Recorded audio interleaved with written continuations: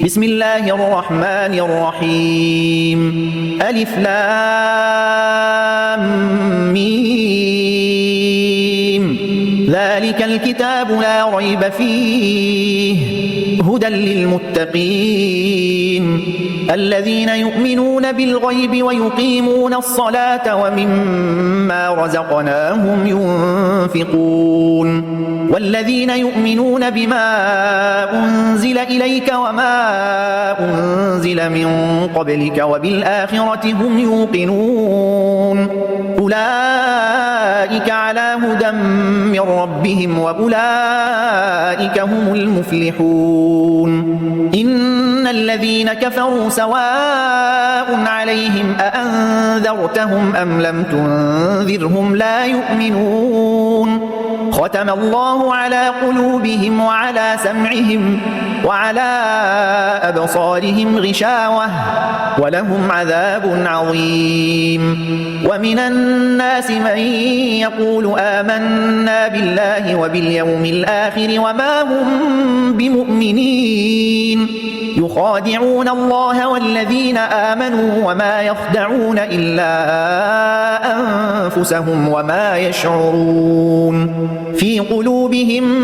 مرض فزادهم الله مرضا ولهم عذاب أليم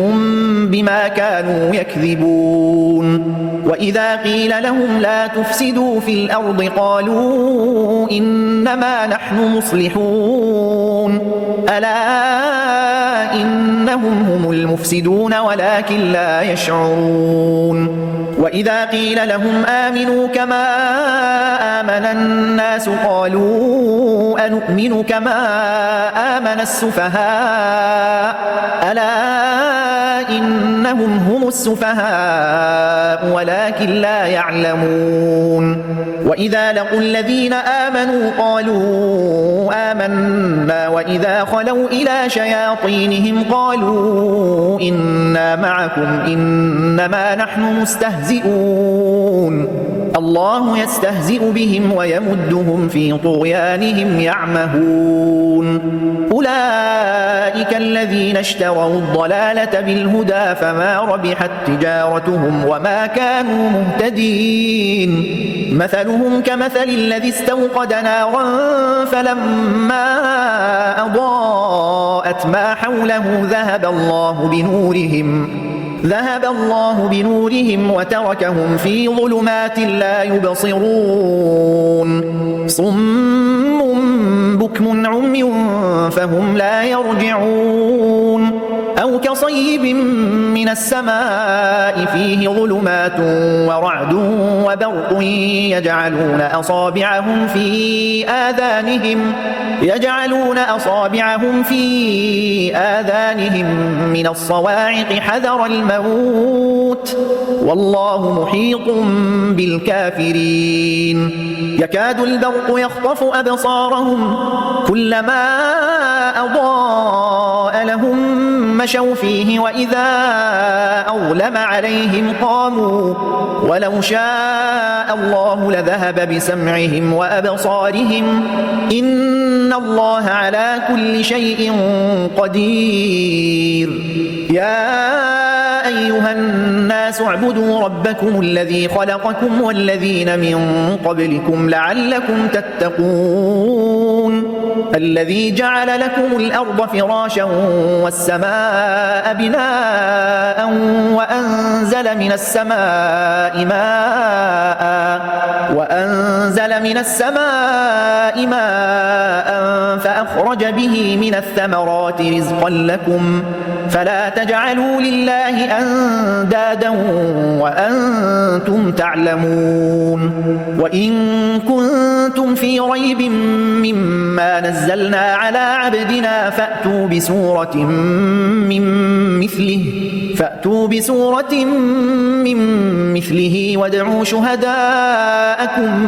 من دون الله إن كنتم صادقين فإن لم تفعلوا ولن تفعلوا فاتقوا النار التي وقودها الناس والحجارة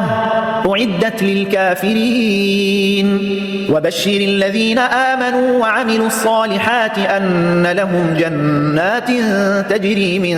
تحتها الأنهار كلما رزقوا منها من ثمرة رزقا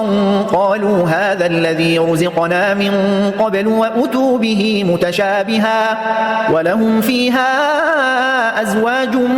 مطهرة وهم فيها خالدون إن الله لا يستحيي أن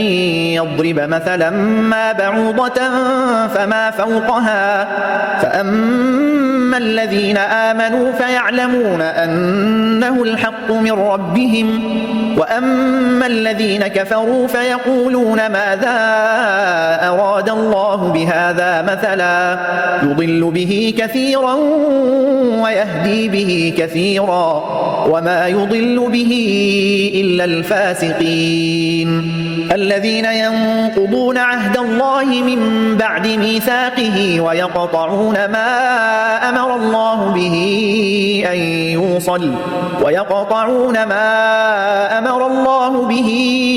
أن يوصل ويفسدون في الأرض أولئك هم الخاسرون كيف تكفرون بالله وكنتم أمواتا فأحياكم ثم يميتكم ثم يحييكم ثم إليه ترجعون هو الذي خلق لكم ما في الأرض جميعا ثم استوى إلى السماء فسواهن 7 سماوات وهو بكل شيء عليم وإذ قال ربك للملائكة إني جاعل في الأرض خليفة قالوا أتجعل فيها من يفسد فيها ويسفك الدماء ونحن نسبح بحمدك ونقدس لك قال إني أعلم ما لا تعلمون وعلم آدم الأسماء كلها ثم عرضهم على الملائكة فقال أنبئوني بأسماء هؤلاء إن كنتم صادقين قالوا سبحانك لا علم لنا إلا ما علمتنا إنك أنت العليم الحكيم قال يا آدم أنبئهم بأسمائهم فلما أنبأهم بأسمائهم قال ألم أقل لكم إني أعلم غيب السماوات والأرض وأعلم ما تبدون وما كنتم تكتمون وإذ قلنا للملائكة اسجدوا لآدم فسجدوا إلا إبليس أبى واستكبر وكان من الكافرين وقلنا يا آدم اسكن أنت وزوجك الجنة وكلا منها رغدا حيث شئتما ولا تقربا هذه الشجرة فتكونا من الظالمين فأزلهما الشيطان عنها فأخرجهما مما كانا فيه وقلنا اهبطوا بعضكم لبعض عدو ولكم في الأرض مستقر ومتاع إلى حين فتلقى آدم من ربه كلمات فتاب عليه إنه هو التواب الرحيم قلنا اهبطوا منها جميعا فإما يأتينكم مني هدى فمن تبع هداي فلا خوف عليهم ولا هم يحزنون والذين كفروا وكذبوا بآياتنا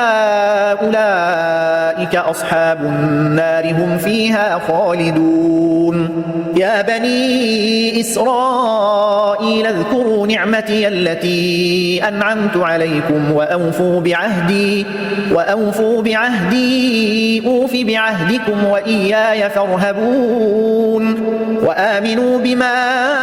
أنزلت مصدقا لما معكم ولا تكونوا أول كافر به ولا تشتروا بآياتي ثمنا قليلا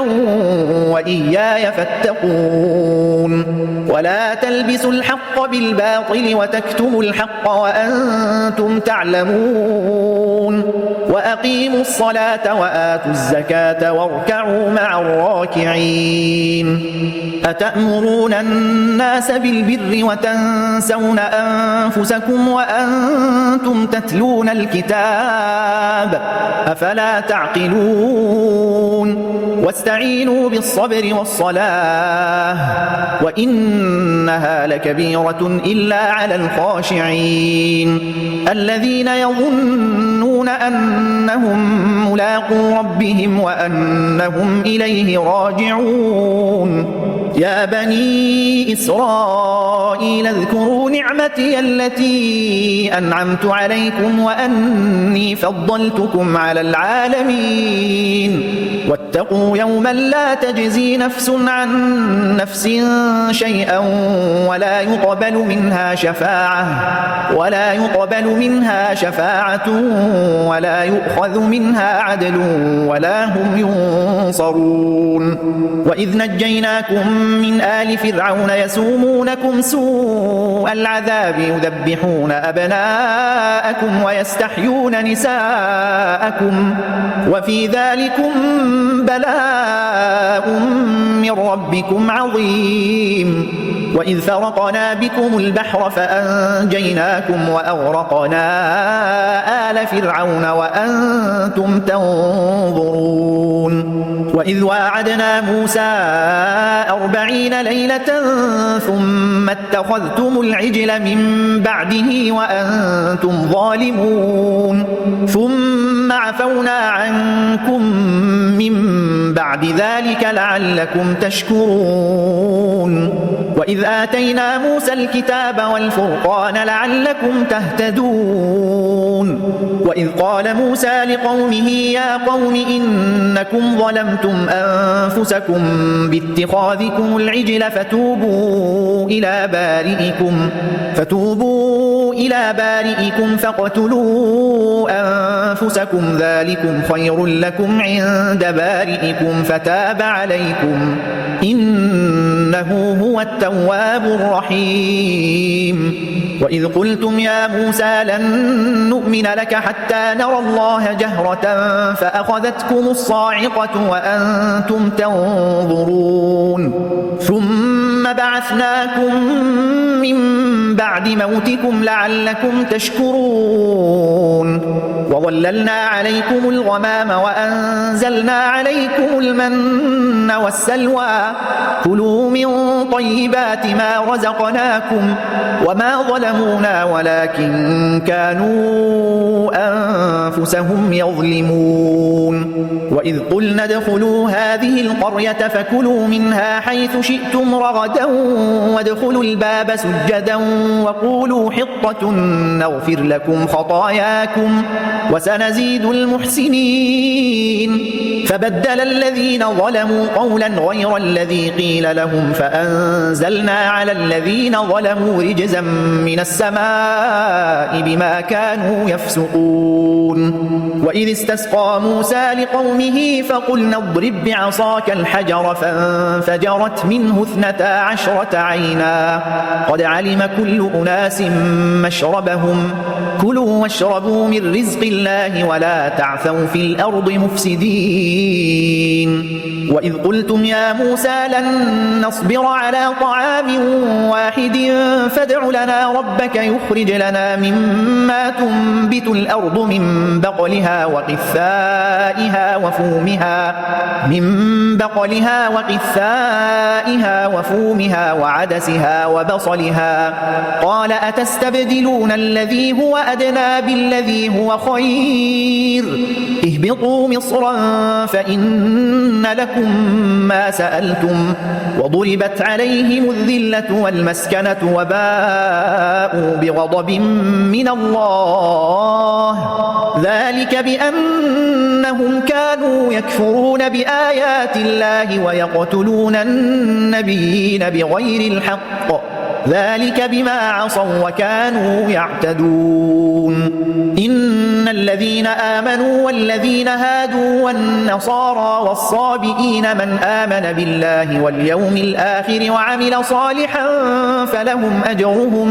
فلهم أجرهم عند ربهم ولا خوف عليهم ولا هم يحزنون وإذ أخذنا ميثاقكم ورفعنا فوقكم الطور خذوا ما آتيناكم بقوة واذكروا ما فيه لعلكم تتقون ثم توليتم من بعد ذلك فلولا فضل الله عليكم ورحمته لكنتم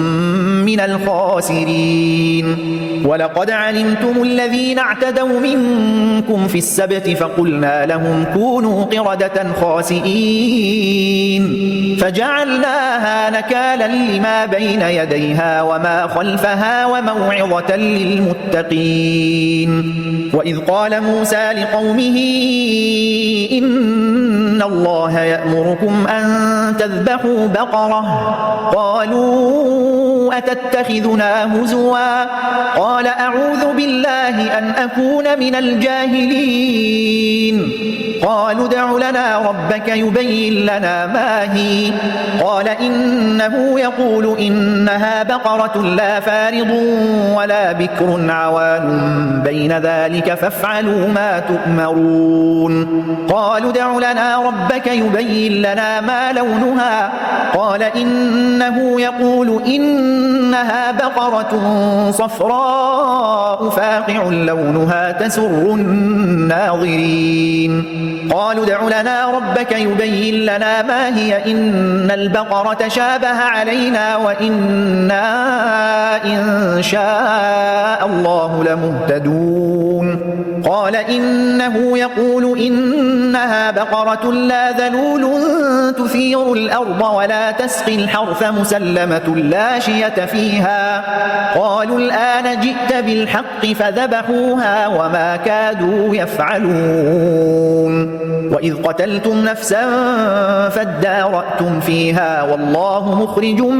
ما كنتم تكتمون فقلنا اضربوه ببعضها كذلك يحيي الله الموتى ويريكم آياته لعلكم تعقلون ثم قست قلوبكم من بعد ذلك فهي كالحجارة أو أشد قسوة وإن من الحجارة لما يتفجر منه الأنهار وإن منها لما يشقق فيخرج منه الماء وإن منها لما يهبط من خشية الله وما الله بغافل عما تعملون أفتطمعون أن يؤمنوا لكم وقد كان فريق منهم يسمعون كلام الله ثم يحرفونه من بعد ما عقلوه وهم يعلمون وإذا لقوا الذين آمنوا قالوا آمنا وإذا خلا بعضهم إلى بعض قالوا أتحدثونهم بما فتح الله عليكم قالوا أتحدثونهم بما فتح الله عليكم ليحاجوكم به عند ربكم أفلا تعقلون أولا يعلمون أن الله يعلم ما يسرون وما يعلنون ومنهم أميون لا يعلمون الكتاب إلا أماني وإن هم إلا يظنون فويل للذين يكتبون الكتاب بأيديهم ثم يقولون هذا من عند الله ليشتروا به ثمنا قليلا فويل لهم مما كتبت أيديهم وويل لهم مما يكسبون وقالوا لن تمسنا النار إلا أياما معدودة قل أتخذتم عند الله عهدا فلن يخلف الله عهده أم تقولون على الله ما لا تعلمون بلى من كسب سيئة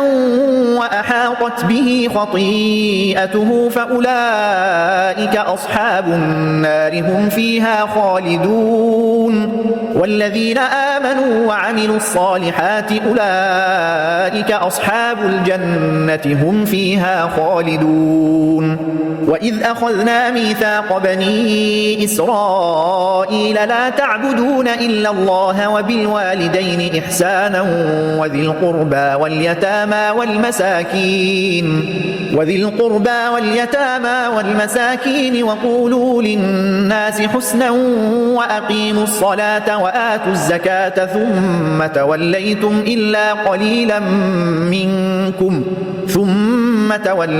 إلا قليلا منكم وأنتم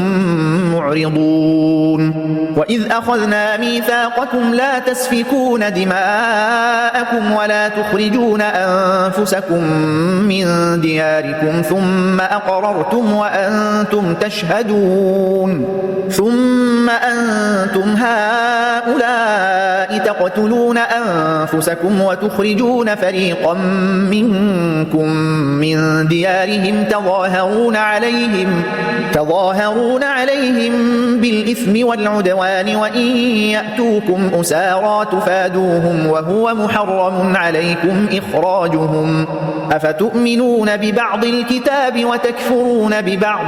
فما جزاء من يفعل ذلك منكم إلا خزي في الحياة الدنيا ويوم القيامة يردون إلى أشد العذاب وما الله بغافل عما تعملون أولئك الذين اشتروا الحياة الدنيا بالآخرة فلا يخفف عنهم العذاب ولا هم ينصرون ولقد آتينا موسى الكتاب وقفينا من بعده بالرسل وآتينا عيسى ابن مريم البينات وأيدناه بروح القدس أفكلما جاءكم رسول بما لا تهوى أنفسكم استكبرتم ففريقا كذبتم وفريقا تقتلون وقالوا قلوبنا غلف بل لعنهم الله بكفرهم فقليلا ما يؤمنون ولما جاءهم كتاب من عند الله مصدق لما معهم وكانوا من قبل يستفتحون على الذين كفروا فلما جاءهم ما عرفوا كفروا به فلعنة الله على الكافرين بئس ما اشتروا به أنفسهم أن يكفروا بما أنزل الله بغيا أن ينزل الله من فضله على من يشاء من عباده فباءوا بغضب على غضب وللكافرين عذاب مهين وإذا قيل لهم آمنوا بما أنزل الله قالوا نؤمن بما أنزل علينا ويكفرون بما وراءه وهو الحق مصدقا لما معهم قل فلم تقتلون أنبياء الله من قبل إن كنتم مؤمنين ولقد جاءكم موسى بالبينات ثم اتخذتم العجل من بعده وأنتم ظالمون وإذ أخذنا ميثاقكم ورفعنا فوقكم الطور خذوا ما آتيناكم بقوة واسمعوا قالوا سمعنا وعصينا وأشربوا في قلوبهم العجل بكفرهم قل بئس ما يأمركم به إيمانكم إن كنتم مؤمنين قل إن كانت لكم الدار الآخرة عند الله خالصة من دون الناس فتمنوا الموت إن كنتم صادقين ولن يتمنوه أبدا بما قدمت أيديهم والله عليم بالظالمين ولتجدنهم أحرص الناس على حياة ومن الذين أشركوا يود أحدهم لو يعمر 1000 سنة وما هو بمزحزحه من العذاب أن يعمر والله بصير بما يعملون قل من كان عدوا لجبريل فإنه نزله على قلبك بإذن الله مصدقا لما بين يديه وهدى وبشرى للمؤمنين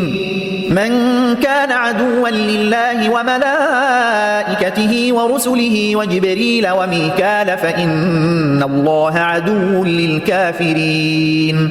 ولقد أنزلنا إليك آيات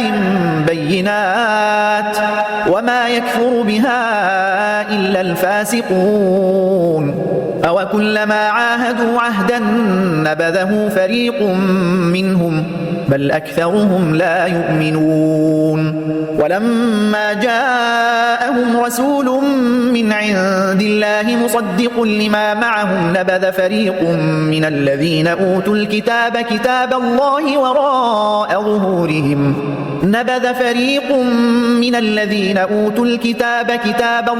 وراء ظهورهم كأنهم لا يعلمون واتبعوا ما تتلو الشياطين على ملك سليمان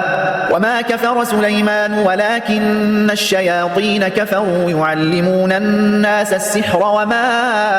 أنزل على الملكين ببابل هاروت وماروت وما يعلمان من أحد حتى يقولا إنما نحن فتنة فلا تكفر فيتعلمون منهما ما يفرقون به بين المرء وزوجه وما هم بضارين به من أحد إلا بإذن الله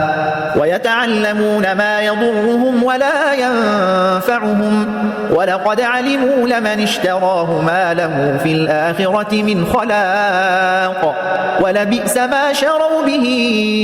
أنفسهم لو كانوا يعلمون ولو أنهم آمنوا واتقوا لمثوبة من عند الله خير لو كانوا يعلمون يا أيها الذين آمنوا لا تقولوا راعنا وقولوا انظرنا واسمعوا وللكافرين عذاب أليم ما يود الذين كفروا من أهل الكتاب ولا المشركين أن ينزل عليكم من خير من ربكم والله يختص برحمته من يشاء والله ذو الفضل العظيم ما ننسخ من آية أو ننسها نأت بخير منها أو مثلها ألم تعلم أن الله على كل شيء قدير ألم تعلم أن الله له ملك السماوات والأرض وما لكم من دون الله من ولي ولا نصير أم تريدون أن تسألوا رسولكم كما سئل موسى من قبل ومن يتبدل الكفر بالإيمان فقد ضل سواء السبيل ود كثير من أهل الكتاب لو يردونكم من بعد إيمانكم كفارا حسدا من عند أنفسهم من بعد ما تبين لهم الحق فاعفوا واصفحوا حتى يأتي الله بأمره إن الله على كل شيء قدير وأقيموا الصلاة وآتوا الزكاة وما تقدموا لأنفسكم من خير تجدوه عند الله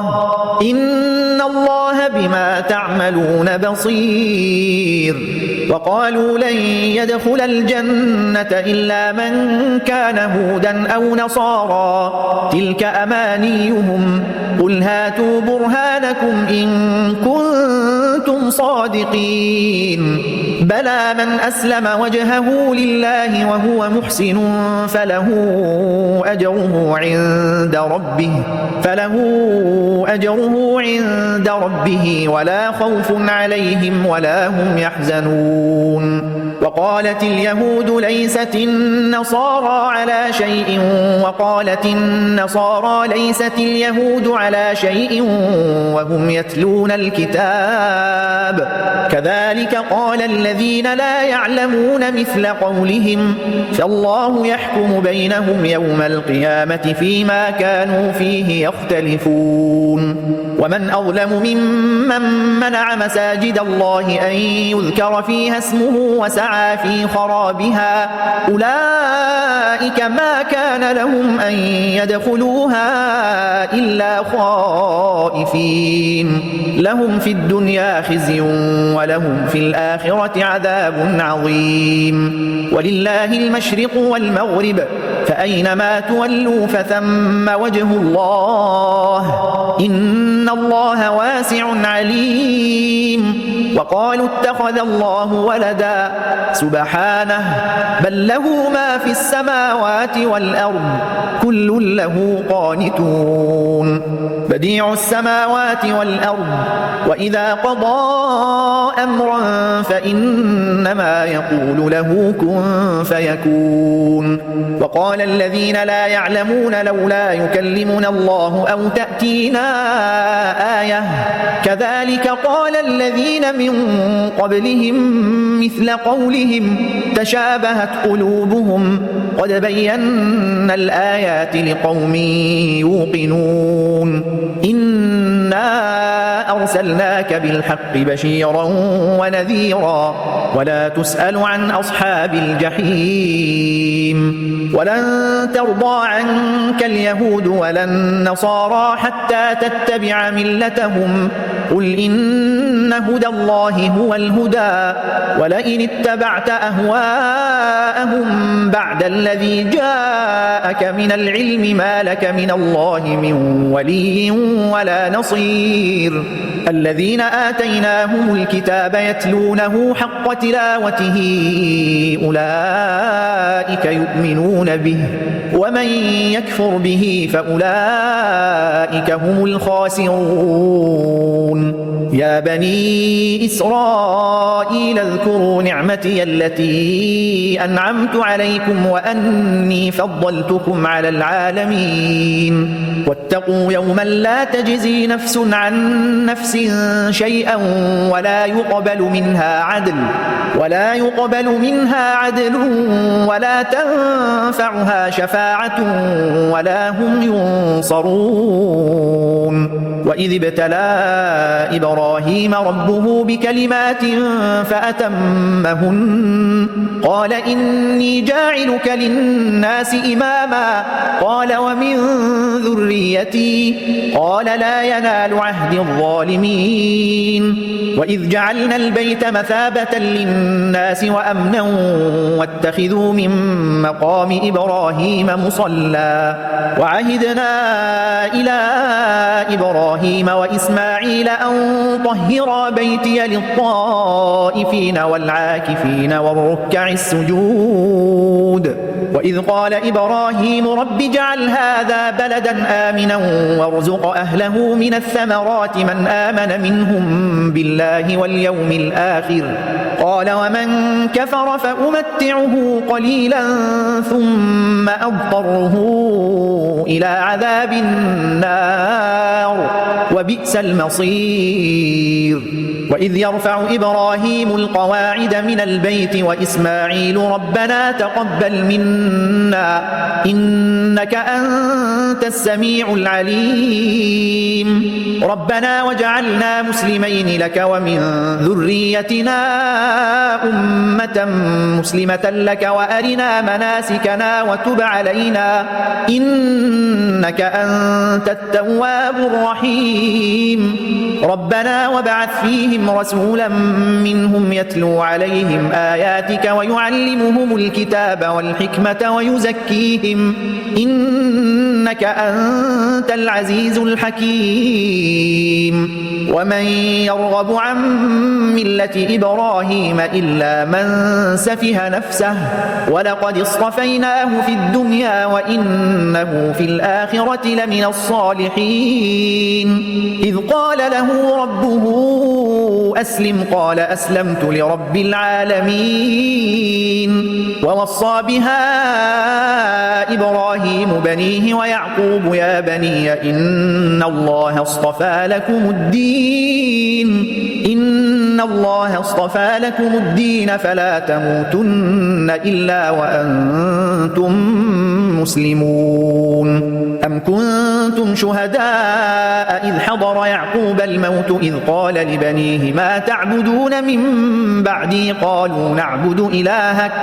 قالوا نعبد إلهك وإله آبائك إبراهيم وإسماعيل وإسحاق إلها واحدا ونحن له مسلمون تلك أمة قد خلت لها ما كسبت ولكم ما كسبتم ولا تسألون عما كانوا يعملون وقالوا كونوا هودا أو نصارى تهتدوا قل بل ملة إبراهيم حنيفا وما كان من المشركين قولوا آمنا بالله وما أنزل إلينا وما أنزل إلى إبراهيم وإسماعيل وإسحاق ويعقوب والأسباط وما أوتي موسى وعيسى وما أوتي النبيون من ربهم لا نفرق بين أحد منهم ونحن له مسلمون فإن آمنوا بمثل ما آمنتم به فقد اهتدوا وإن تولوا فإنما هم في شقاق فسيكفيكهم الله وهو السميع العليم صبغة الله ومن أحسن من الله صبغة ونحن له عابدون قل أتحاجوننا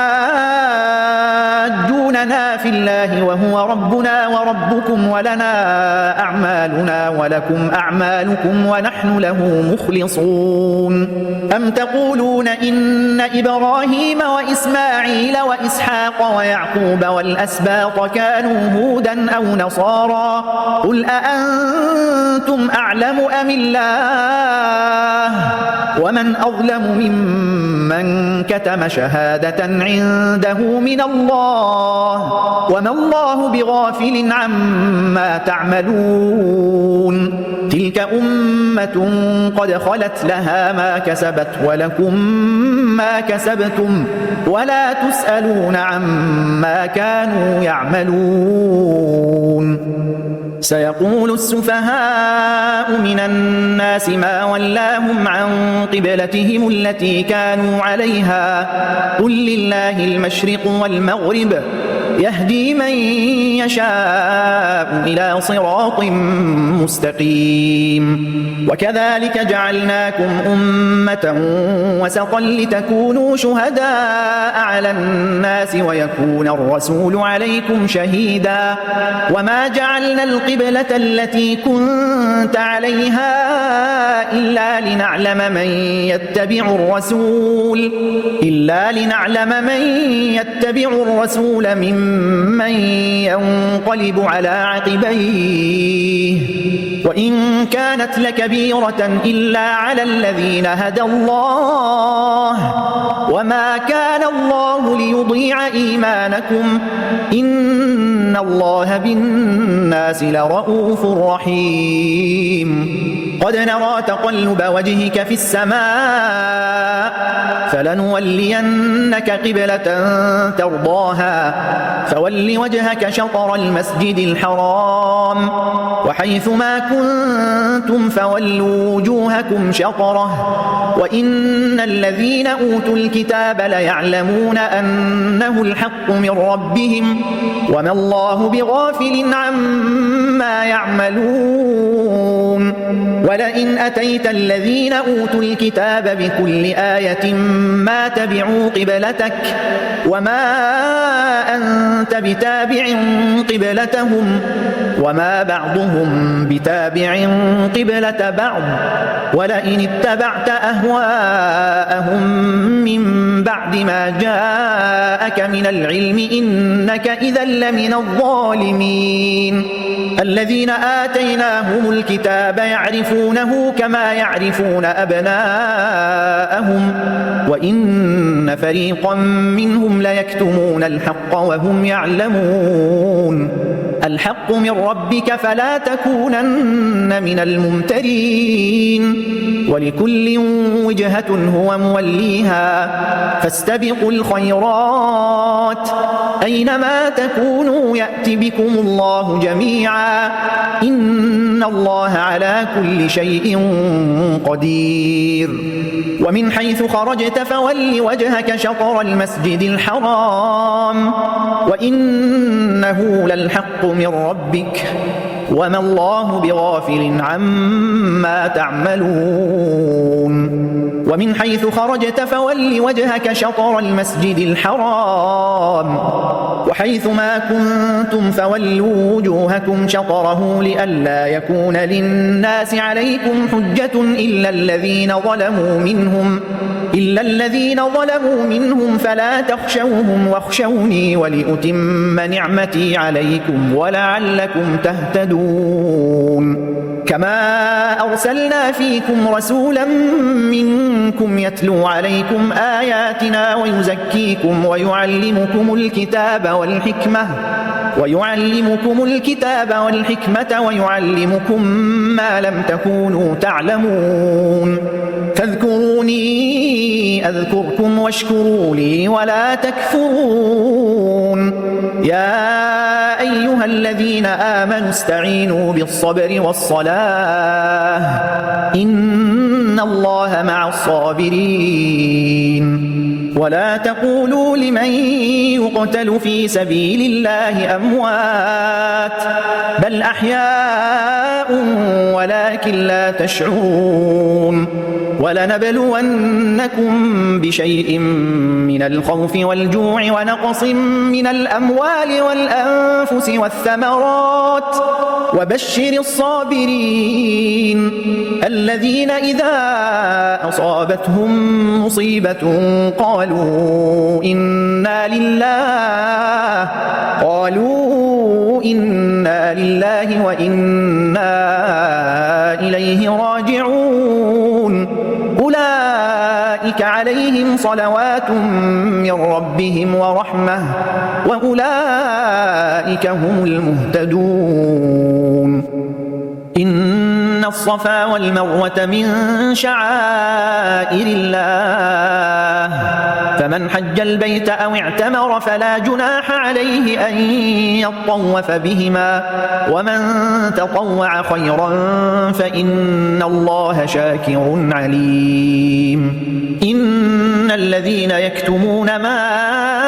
أنزلنا من البينات والهدى من بعد ما بيناه للناس في الكتاب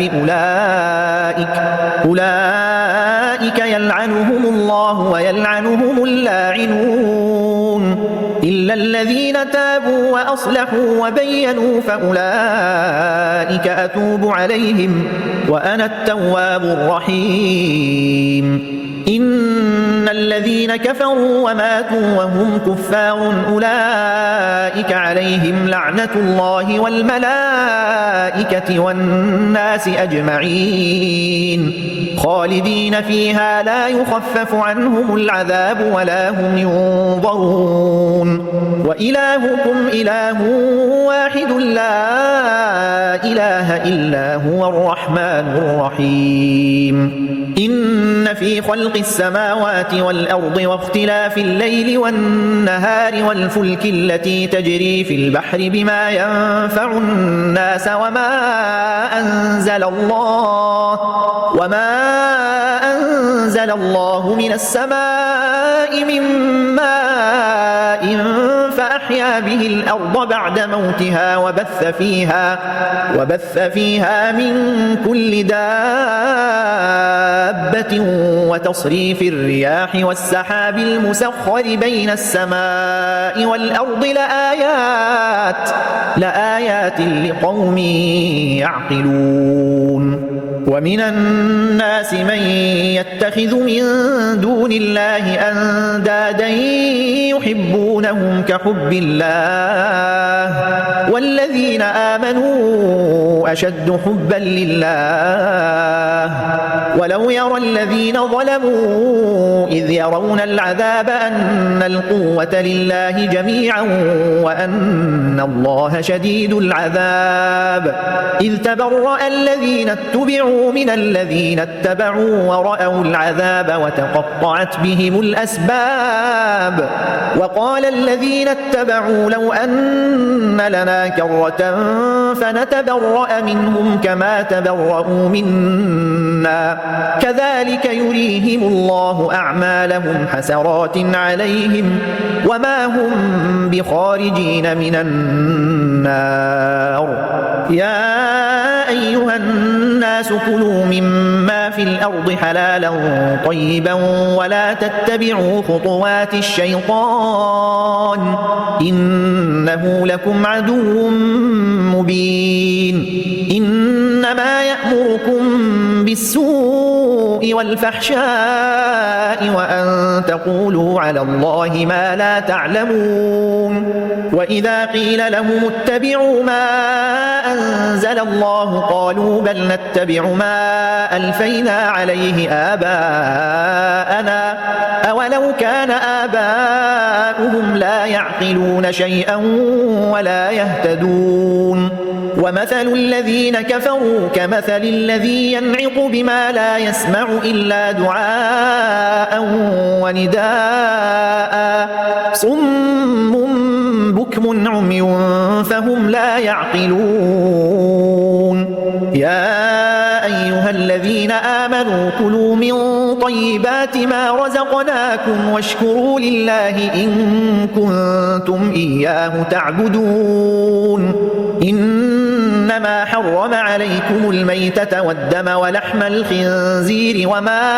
أهل به لغير الله فمن اضطر غير باغ ولا عاد فلا إثم عليه إن الله غفور رحيم إن الذين يكتمون ما أنزل الله من الكتاب ويشترون به ثمنا قليلا أولئك ما يأكلون في بطونهم إلا النار ولا يكلمهم الله يوم القيامة ولا يزكيهم ولهم عذاب أليم أولئك الذين اشتروا الضلالة بالهدى والعذاب بالمغفرة فما أصبرهم على النار ذلك بأن الله نزل الكتاب بالحق وإن الذين اختلفوا في الكتاب لفي شقاق بعيد ليس البر أن تولوا وجوهكم قبل المشرق والمغرب ولكن البر من آمن بالله واليوم الآخر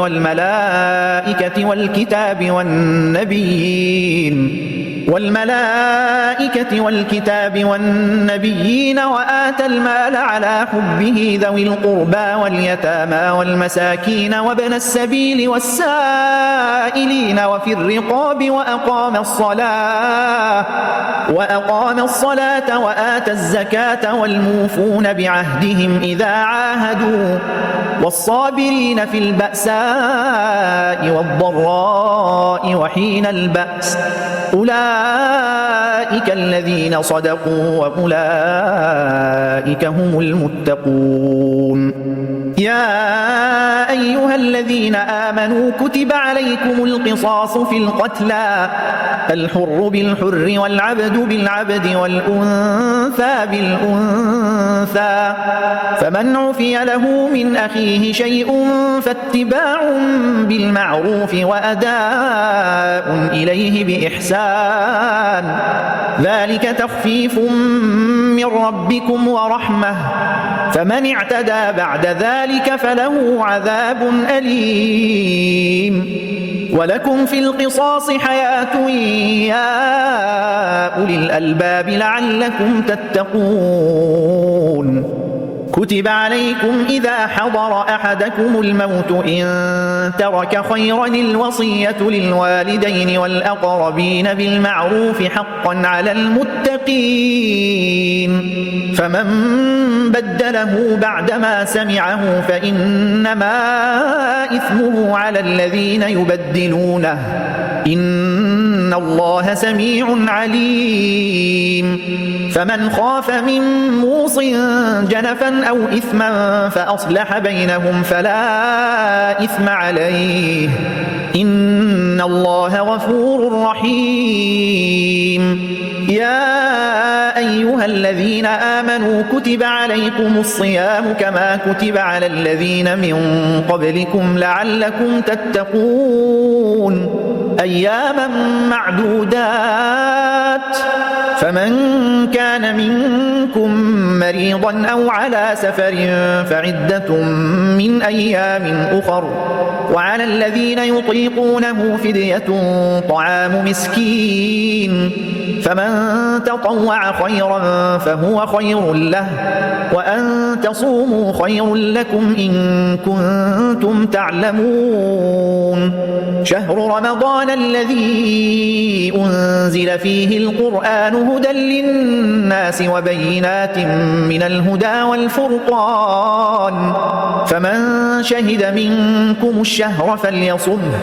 ومن كان مريضا أو على سفر فعدة من أيام أخر يريد الله بكم اليسر ولا يريد بكم العسر ولتكملوا العدة ولتكبروا الله على ما هداكم ولعلكم تشكرون وإذا سألك عبادي عني فإني قريب أجيب دعوة الداع إذا دعان فليستجيبوا لي وليؤمنوا بي لعلهم يرشدون أحل لكم ليلة الصيام الرفث إلى نسائكم هن لباس لكم وأنتم لباس لهن علم الله أنكم كنتم تختانون أنفسكم فتاب عليكم وعفى عنكم فالآن باشروهن وابتغوا ما كتب الله لكم وكلوا واشربوا حتى يتبين لكم الخيط الأبيض من الخيط الأسود من الفجر ثم أتموا الصيام إلى الليل ولا تباشروهن وأنتم عاكفون في المساجد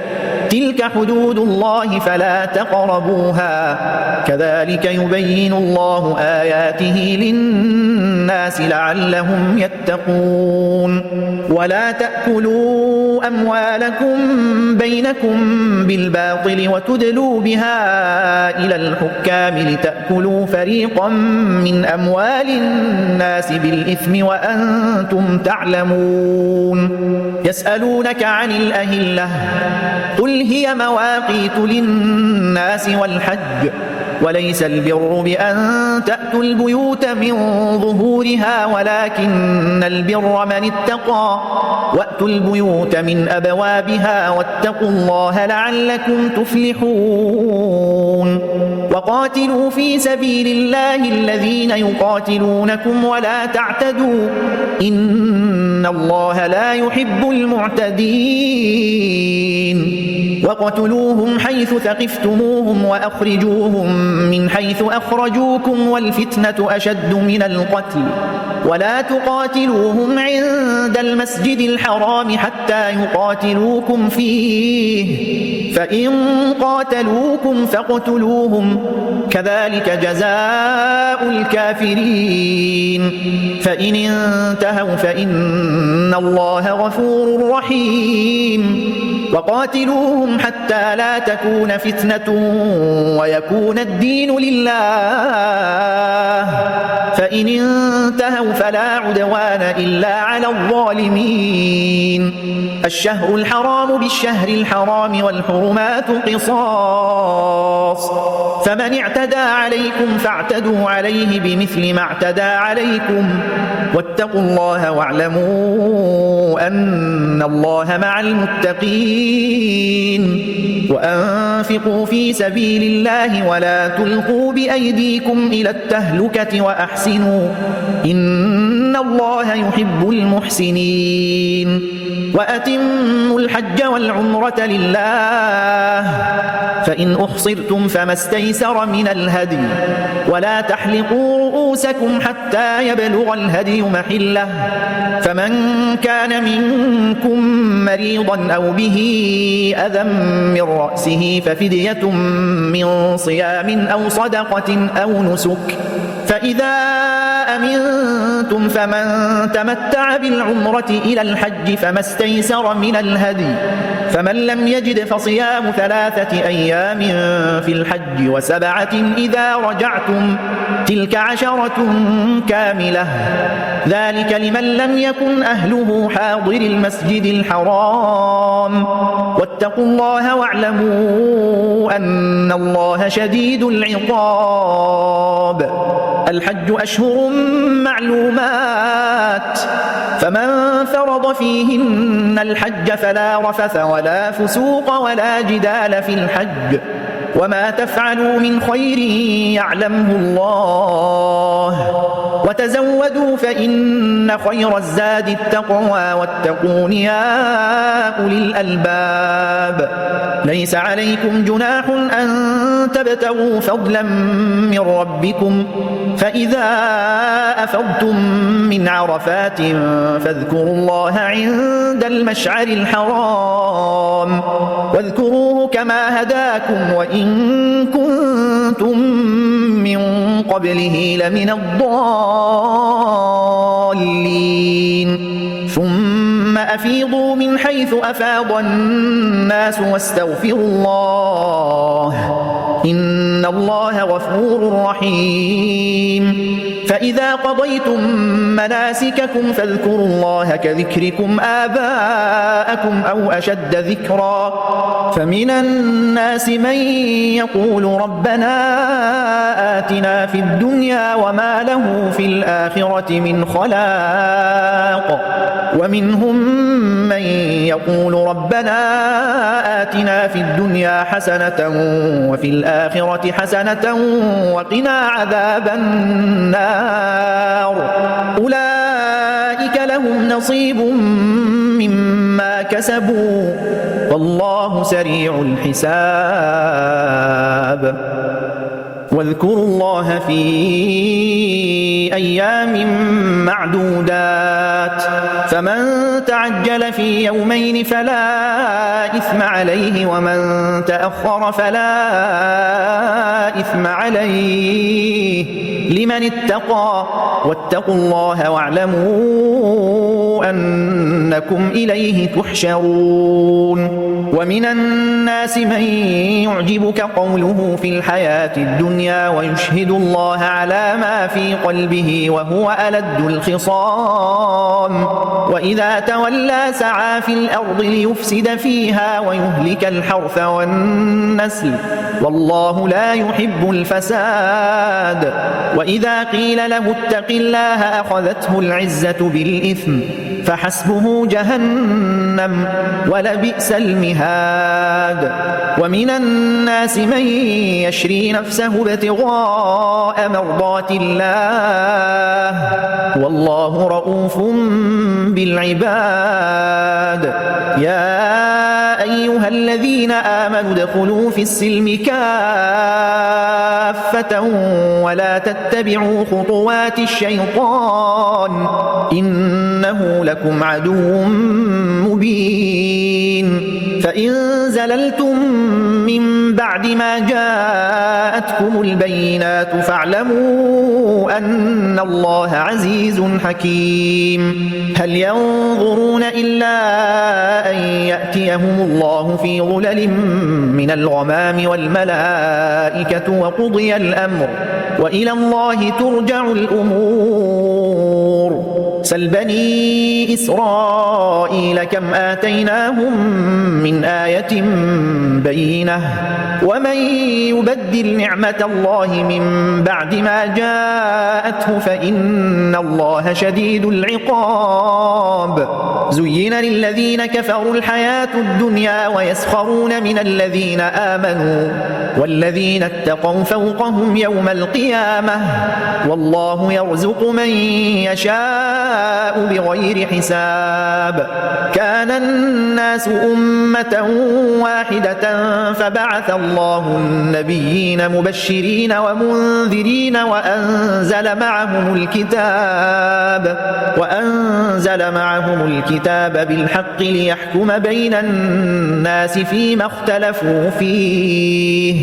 وما اختلف فيه إلا الذين أوتوه من بعد ما جاءتهم البينات بغيا بينهم فهدى الله الذين آمنوا لما اختلفوا فيه من الحق بإذنه والله يهدي من يشاء إلى صراط مستقيم أم حسبتم أن تدخلوا الجنة ولما يأتكم مثل الذين خلوا من قبلكم مستهم البأساء والضراء وزلزلوا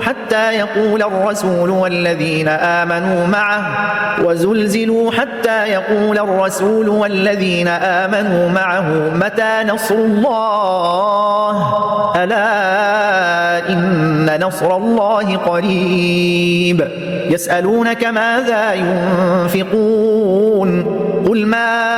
أنفقتم من خير فللوالدين والأقربين واليتامى والمساكين وابن السبيل وما تفعلوا من خير فإن الله به عليم كتب عليكم القتال وهو كره لكم وعسى أن تكرهوا شيئا وهو خير لكم وعسى أن تحبوا شيئا وهو شر لكم والله يعلم وأنتم لا تعلمون يسألونك عن الشهر الحرام قتال فيه قل قتال فيه كبير وصد عن سبيل الله وكفر به والمسجد الحرام وإخراج أهله منه أكبر عند الله والفتنة أكبر من القتل ولا يزالون يقاتلونكم حتى ليردوكم عن دينكم إن استطاعوا ومن يرتدد منكم عن دينه فيمت وهو كافر فأولئك حبطت أعمالهم في الدنيا والآخرة وأولئك أصحاب النار هم فيها خالدون إن الذين آمنوا والذين هاجروا وجاهدوا في سبيل الله أولئك يرجون رحمة الله والله غفور رحيم يسألونك عن الخمر والميسر قل فيهما إثم كبير ومنافع للناس وإثمهما أكبر من نفعهما ويسألونك ماذا ينفقون قل العفو كذلك يبين الله لكم الآيات لعلكم تتفكرون في الدنيا والآخرة ويسألونك عن اليتامى قل إصلاح لهم خير وإن تخالطوهم فإخوانكم والله يعلم المفسد من المصلح ولو شاء الله لأعنتكم إن الله عزيز حكيم ولا تنكحوا المشركات حتى يؤمنوا ولأمة مؤمنة خير من مشركة ولو أعجبتكم ولا تنكحوا المشركين حتى يؤمنوا ولعبد مؤمن خير من مشرك ولو أعجبكم أولئك يدعون إلى النار والله يدعو إلى الجنة والمغفرة بإذنه ويبين آياته للناس لعلهم يتذكرون ويسألونك عن المحيض قل هو أذى فاعتزلوا النساء في المحيض ولا تقربوهن حتى يطهرن فإذا تطهرن فأتوهن من حيث أمركم الله إن الله يحب التوابين ويحب المتطهرين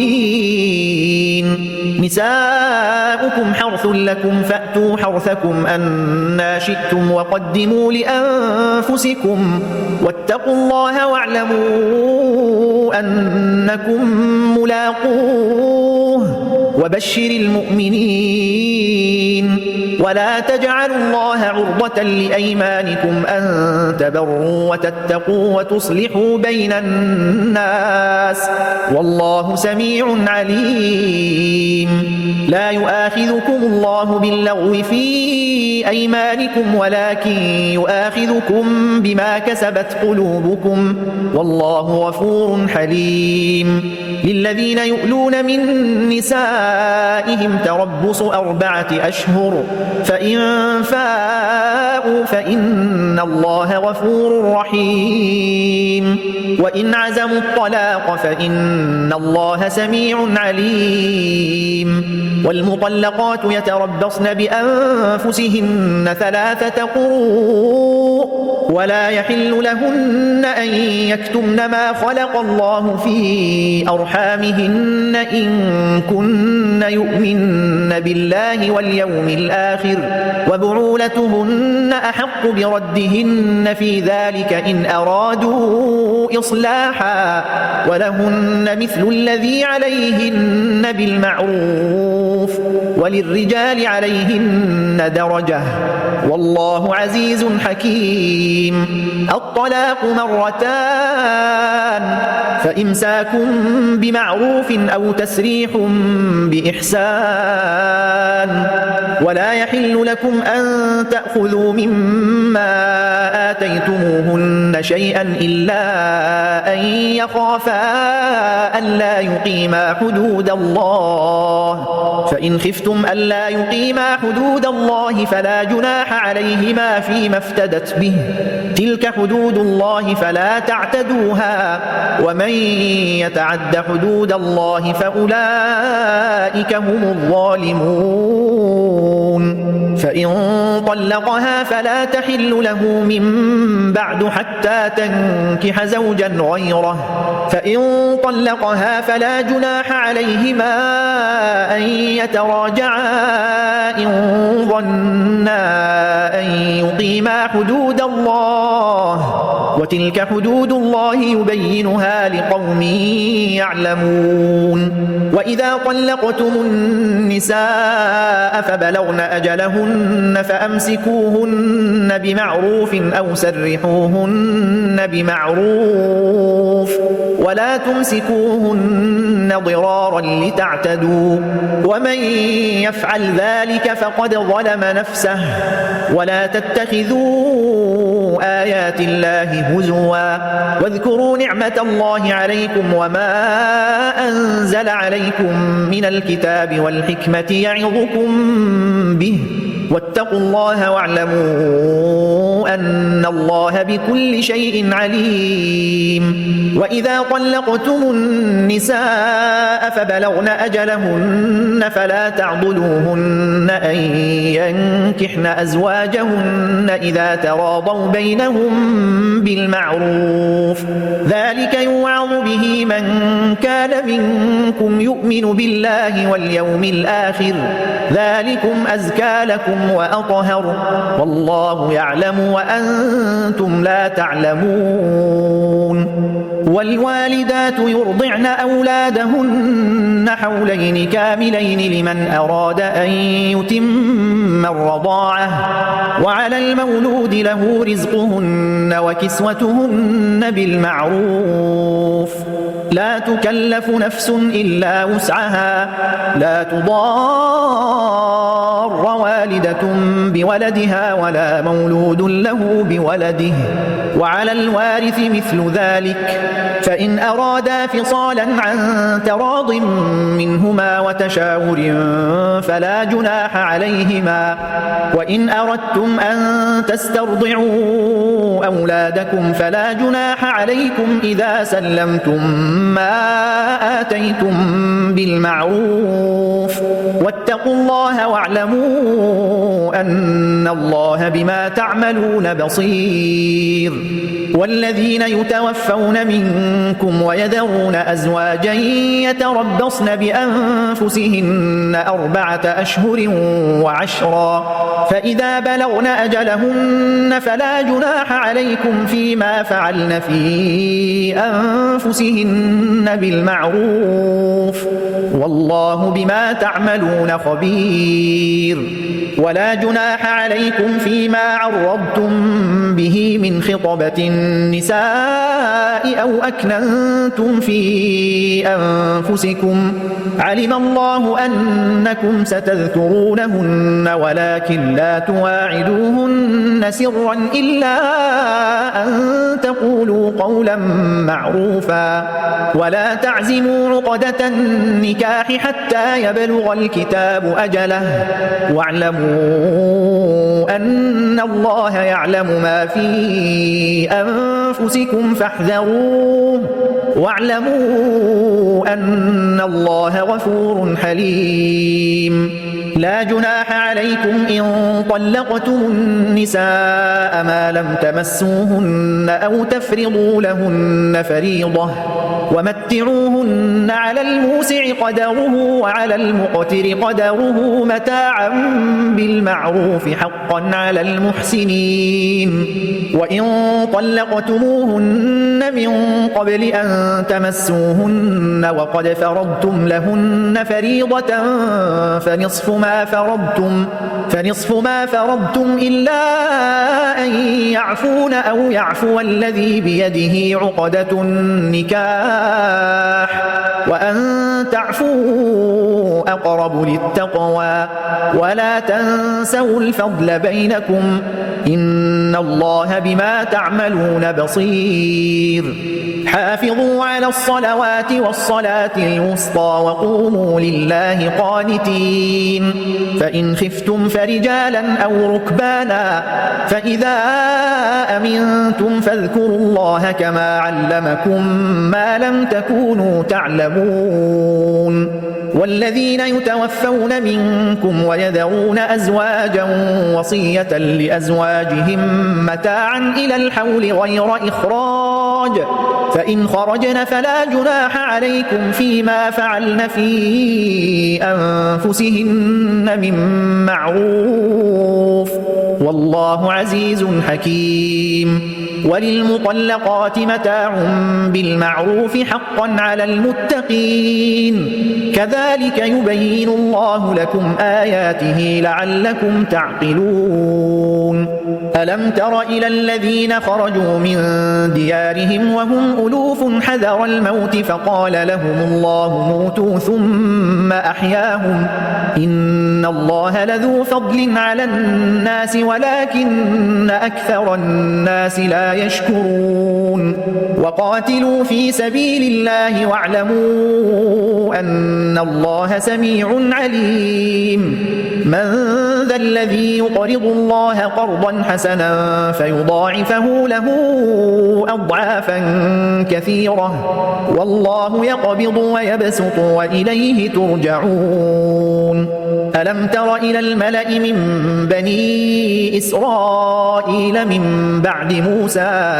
إذ قالوا لنبي له مبعث لنا ملكا نقاتل في سبيل الله قال هل عسيتم إن كتب عليكم القتال ألا تقاتلوا قالوا وما لنا ألا نقاتل في سبيل الله وقد أخرجنا من ديارنا وأبنائنا فلما كتب عليهم القتال تولوا إلا قليلا منهم والله عليم بالظالمين. وقال لهم نبيهم إن الله قد بعث لكم طالوت ملكا قالوا أنى يكون له الملك علينا ونحن أحق بالملك منه ولم يؤت سعة من المال قال إن الله اصطفاه عليكم وزاده بسطة في العلم والجسم والله يؤتي ملكه من يشاء والله واسع عليم. وقال لهم نبيهم إن آية ملكه أن يأتيكم التابوت فيه سكينة من ربكم وبقية مما ترك آل موسى وآل هارون تحمله الملائكة إن في ذلك لآية لكم إن كنتم مؤمنين. فلما فصل طالوت بالجنود قال إن الله مبتليكم بنهر فمن شرب منه فليس مني ومن لم يطعمه فإنه مني إلا من اغترف غرفة بيده فشربوا منه إلا قليلا منهم فلما جاوزه هو والذين آمنوا معه قالوا لا طاقة لنا اليوم بجالوت وجنوده قال الذين يظنون أنهم ملاقوا الله كم من فئة قليلة غلبت فئة كثيرة بإذن الله والله مع الصابرين. ولما برزوا لجالوت وجنوده قالوا ربنا أفرغ علينا صبرا وثبت أقدامنا وانصرنا على القوم الكافرين فهزموهم بإذن الله وقتل داود جالوت وآتاه الله الملك والحكمة وعلمه مما يشاء ولولا دفع الله الناس بعضهم ببعض لفسدت الأرض ولكن الله ذو فضل على العالمين. تلك آيات الله نتلوها عليك بالحق وإنك لمن المرسلين. تلك الرسل فضلنا بعضهم على بعض منهم من كلم الله ورفع بعضهم درجات وآتينا عيسى ابن مريم البينات وأيدناه بروح القدس ولو شاء الله ما اقتتل الذين من بعدهم من بعد ما جاءتهم البينات ولكن اختلفوا فمنهم من آمن ومنهم من كفر ولو شاء الله ما اقتتلوا ولكن الله يفعل ما يريد. يا أيها الذين آمنوا أنفقوا مما رزقناكم من قبل أن يأتي يوم لا بيع فيه ولا خلة ولا شفاعة والكافرون هم الظالمون. الله لا إله إلا هو الحي القيوم لا تأخذه سنة ولا نوم له ما في السماوات وما في الأرض من ذا الذي يشفع عنده إلا بإذنه يعلم ما بين أيديهم وما خلفهم ولا يحيطون بشيء من علمه إلا بما شاء وسع كرسيه السماوات والأرض ولا يؤوده حفظهما وهو العلي العظيم. لا إكراه في الدين قد تبين الرشد من الغي فمن يكفر بالطاغوت ويؤمن بالله فقد استمسك بالعروة الوثقى لا انفصام لها والله سميع عليم. الله ولي الذين آمنوا يخرجهم من الظلمات إلى النور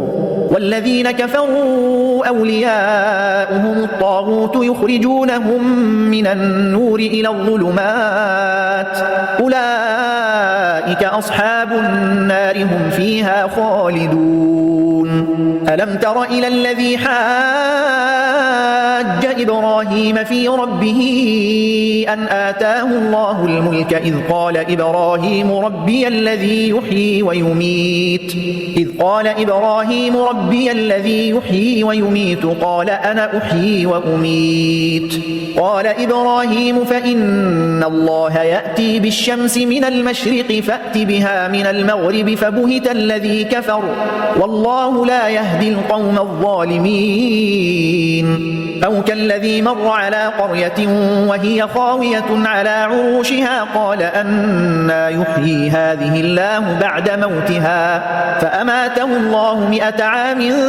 ثم بعثه قال كم لبثت قال لبثت يوما أو بعض يوم قال بل لبثت 100 عام فانظر إلى طعامك وشرابك لم يتسنه وانظر إلى حمارك ولنجعلك آية للناس وانظر إلى العظام كيف ننشزها ثم نكسوها لحما فلما تبين له قال أعلم أن الله على كل شيء قدير. وإذ قال إبراهيم رب أرني كيف تحيي الموتى قال أولم تؤمن قال بلى ولكن ليطمئن قلبي قال فخذ 4 من الطير فصرهن إليك ثم اجعل على كل جبل منهن جزءا ثم ادعهن يأتينك سعيا واعلم أن الله عزيز حكيم. مثل الذين ينفقون أموالهم في سبيل الله كمثل حبة أنبتت 7 سنابل في كل سنبلة 100 حبة والله يضاعف لمن يشاء والله واسع عليم. الذين ينفقون أموالهم في سبيل الله ثم لا يتبعون ما أنفقوا منا ولا أذى لهم أجرهم عند ربهم ولا خوف عليهم ولا هم يحزنون. قول معروف ومغفرة خير من صدقة يتبعها أذى والله غني حليم. يا أيها الذين آمنوا لا تبطلوا صدقاتكم بالمن والأذى كالذي ينفق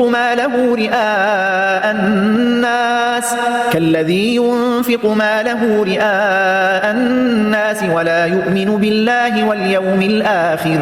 فمثله كمثل صفوان عليه تراب فأصابه وابل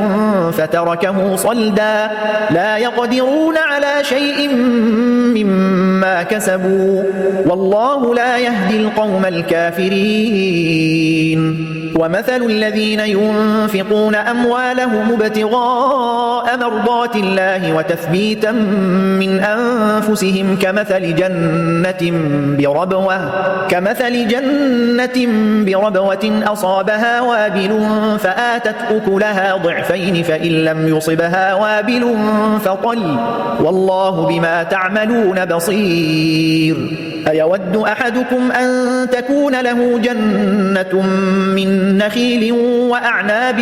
تجري من تحتها الأنهار له فيها من كل الثمرات وأصابه الكبر وله ذرية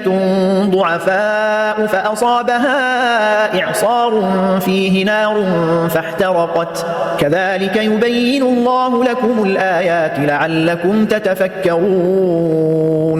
يا أيها الذين آمنوا أنفقوا من طيبات ما كسبتم ومما أخرجنا لكم من الأرض ولا تيمموا الخبيث منه تنفقون ولستم بآخذيه إلا أن تغمضوا فيه واعلموا أن الله غني حميد الشيطان يعدكم الفقر ويأمركم بالفحشاء والله يعدكم مغفرة منه وفضلا والله واسع عليم يؤتي الحكمة من يشاء ومن يؤت الحكمة فقد أوتي خيرا كثيرا وما يذكر إلا أولو الألباب وما أنفقتم من نفقة أو نذرتم من نذر فإن الله يعلمه وما للظالمين من أنصار إن تبدوا الصدقات فنعما هي وإن تخفوها وتؤتوها الفقراء فهو خير لكم ويكفر عنكم من سيئاتكم والله بما تعملون خبير ليس عليك هداهم ولكن الله يهدي من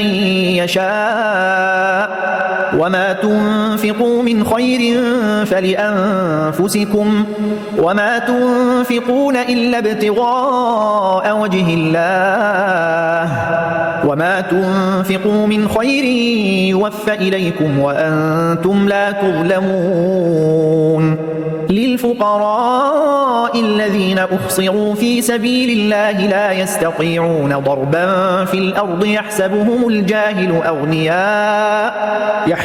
الجاهل أغنياء من التعفف تعرفهم بسيماهم لا يسألون الناس إلحافا وما تنفقوا من خير فإن الله به عليم الذين ينفقون أموالهم بالليل والنهار سرا وعلانية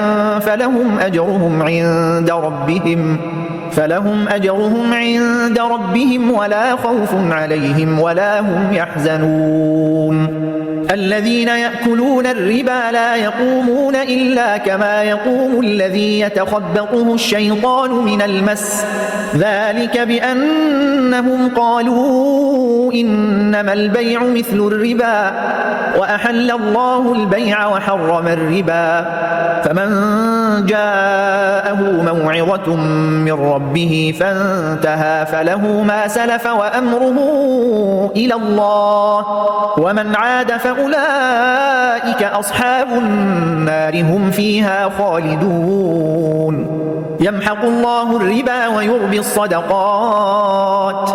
والله لا يحب كل كفار أثيم إن الذين آمنوا وعملوا الصالحات وأقاموا الصلاة وآتوا الزكاة لهم أجرهم عند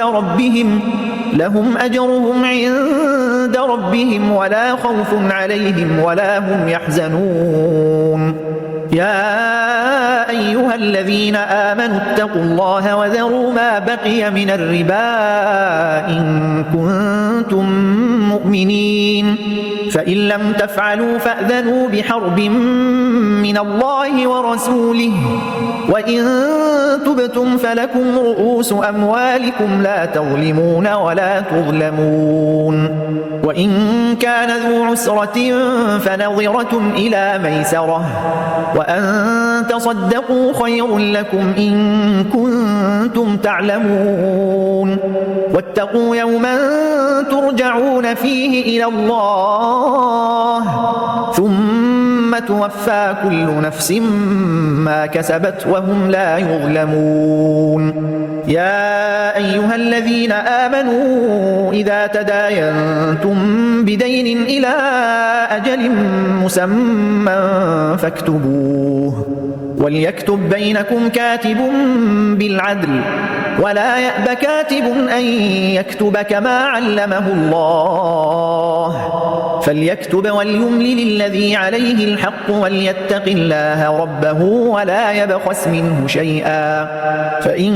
كان الذي عليه الحق سفيها أو ضعيفا أو لا يستطيع أن يمل هو فليملل وليه بالعدل واستشهدوا شهيدين من رجالكم فإن لم يكونا رجلين فرجل وامرأتان ممن ترضون من الشهداء أن تضل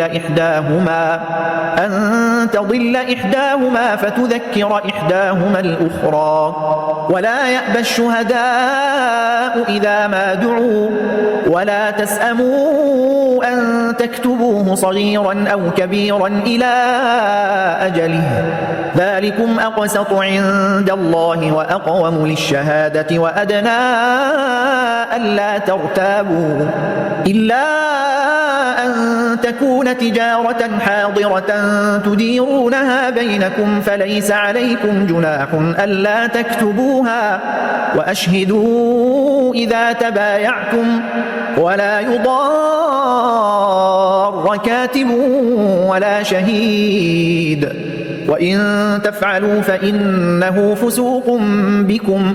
واتقوا الله ويعلمكم الله والله بكل شيء عليم وإن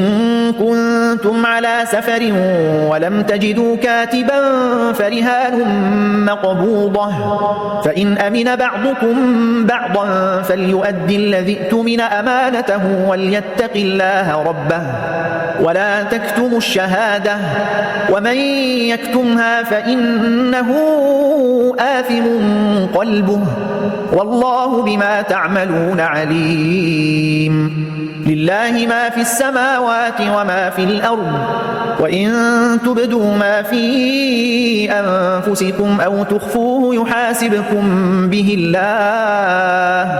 فيغفر لمن يشاء ويعذب من يشاء والله على كل شيء قدير آمن الرسول بما أنزل إليه من ربه والمؤمنون كل آمن بالله وملائكته وكتبه ورسله لا نفرق بين أحد من رسله وقالوا سمعنا وأطعنا غفرانك ربنا وإليك المصير لا يكلف الله نفسا إلا وسعها لها ما كسبت وعليها ما اكتسبت ربنا لا تؤاخذنا إن نسينا أو أخطأنا ربنا ولا تحمل علينا إصرا كما حملته على الذين من قبلنا ربنا ولا تحملنا ما لا طاقة لنا به واعف عنا واغفر لنا وارحمنا أنت مولانا فانصرنا على القوم الكافرين